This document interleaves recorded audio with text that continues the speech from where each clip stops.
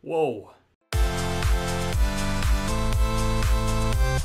What is up, Flick fans, and welcome back to my channel. I know I promised a Young Justice review today, but I saw something that I could not pass up on Netflix, and that is Conversations with the Killer, the Ted Bundy tapes. This 4-episode docuseries dropped on Thursday. I missed out on it that day, but I was able to catch up today, watch all 4 episodes, and this is a fascinating experience. I will get into all of that in my review. If you guys don't know how my reviews work, I like to talk about the film or series and then give you my score. Every Thursday, I'm talking movies in the theater. Every Friday and Saturday, I'm talking the same thing and Netflix and Young Justice. I have a packed schedule this weekend, but we had to find time to slide this in. Let's start talking about this series.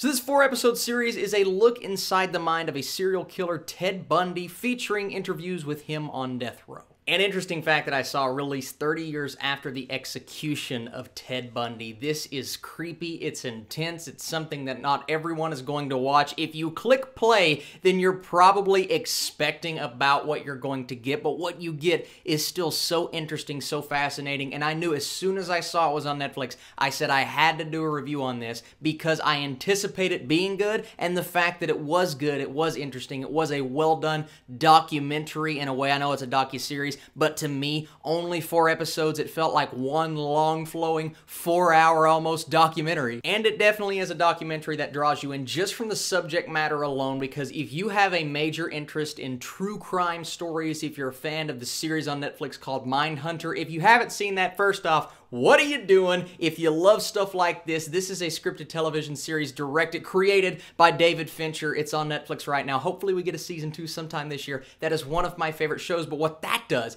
it explores the psyches of these people, and it creates the term serial killer. That's kind of the basis of that show. But of course, that is all scripted. That's not real. This is a legitimate documentary featuring the real people involved, featuring the man himself, Ted Bundy, and you get the tapes. This was the big draw in. They're finally releasing these tapes. Ted Bundy himself talking and describing things. It's something that gave me chills just thinking about it, and then actually watching the series, sitting down and getting a chance to soak everything in. I just got like scared to death, goosebumps thinking about the fact that this man was able to convince so many people that he was in the right, that there was nothing wrong with him, and at the end of the day, he is downright evil, and I don't know how anyone can come away after watching all 4 episodes thinking, well, you know, he wasn't that bad. No, this is very straight up in the fact that Ted Bundy is the guy that we are rooting against, and it goes into all the detail that you want, all of the detail that you anticipate. It does it in a very documentary way, very straightforward, like I said, chronological. It goes in the order of which the events happen, and sometimes that's what you want. I like when a documentary can be straightforward about a subject like this, because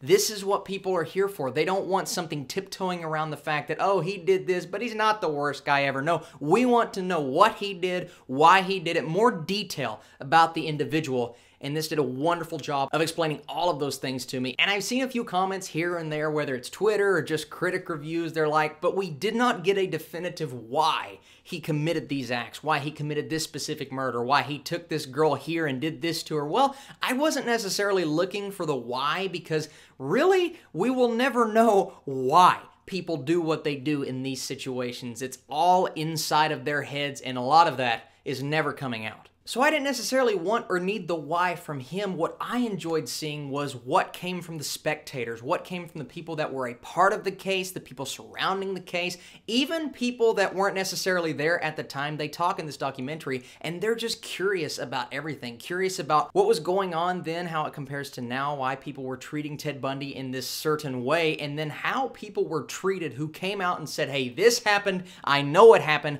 why can't we do anything about this? It is so fascinating, so interesting to see the point of view of people. And as an audience member, as someone who is super interested, especially like 20, 30 minutes into episode 1, I'm locked in. I want to know what, because I didn't know all of the details going in. I knew Ted Bundy was a murderer, a psychopath, but I did not know exactly what he did. And as an audience member, you get so frustrated. It's like, you guys have all of this evidence, and no, not all of it is factual, but you know, if you're a human being, if you're smart, if you have somewhat of an IQ, you know this is the man responsible, but legally, they could not do much at the time, especially at the beginning of the documentary, and you get so frustrated as an audience member, and then you start to think, this actually happened. This is not a scripted show. This is not Mindhunter. This is not something that was written by a really talented writer in Hollywood.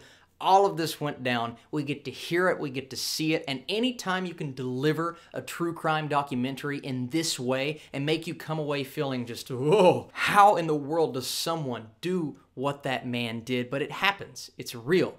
And that's something that this documentary conveyed, and I think that's what they were intending on it conveying. So for that, I have to credit the filmmakers of this documentary. Yes, it's straightforward. Yes, it's something that we have seen many times before. A lot of these true crime documentaries, they are similar, but the similarities are not something that frustrated me. They're something that kept my interest, something that kept me going throughout the show. And by the time I got to the end of episode 4, I was just completely caught up. I was on Google typing things in, looking up people's names, and it is just so fascinating. Not fascinating in a, ooh, I'm really interested in Ted Bundy the man. No, just everything surrounding it. The drama, all of the legal stuff. If you're a history buff, if you're a fan of true crime things like these, or if you just like a good documentary, I think you're going to enjoy this one. And if you're going into this somewhat blind, as in you know nothing about this man, I would not cram myself with facts before watching this documentary. Just go in knowing nothing. That's fine. If you go in knowing something, that may work out better in the long run. But if you go in just wanting to learn, if you're curious, you are going to learn, and I think you're really going to enjoy it. I will share a concern with you. I was thinking going in that this was going to be conversations with the killer, so they were going to focus heavily on the recordings of Ted Bundy, which is something that plays its part, but it's not a major part. It is a very minor role on a documentary that pretty much holds everything that you're looking for, but it doesn't take up the majority of the runtime. That's one thing I was concerned with. 4 episodes in, I was very happy with the balance and the way they did not focus on those tapes, because that could have been something that would have pissed a lot of people off. If you don't like it because you feel like it glorified him or sensationalized him, in a way, I understand that, but I don't think that's what they were going for. I thought they were very fair, and at the end of the day, he is the evil person that we are all rooting against, and I think they conveyed that very well. It's just a very well-done documentary that I'm going to keep talking about, and I need to be quiet.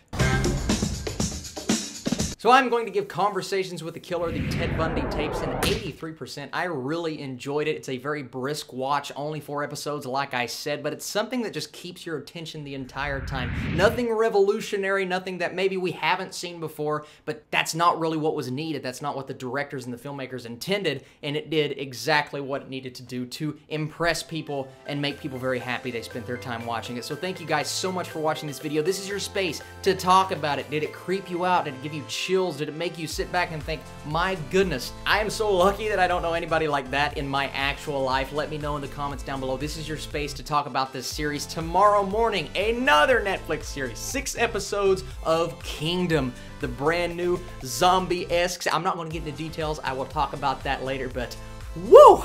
That is a ride. That's an adventure. I can't wait to talk about that. And then I will finally get to my Young Justice mid-season finale review with a brand new set, and I think you guys are going to enjoy that. You are the absolute best. Thank you as always, and I will be back next Friday with more Netflix goodness. I'll catch you very soon.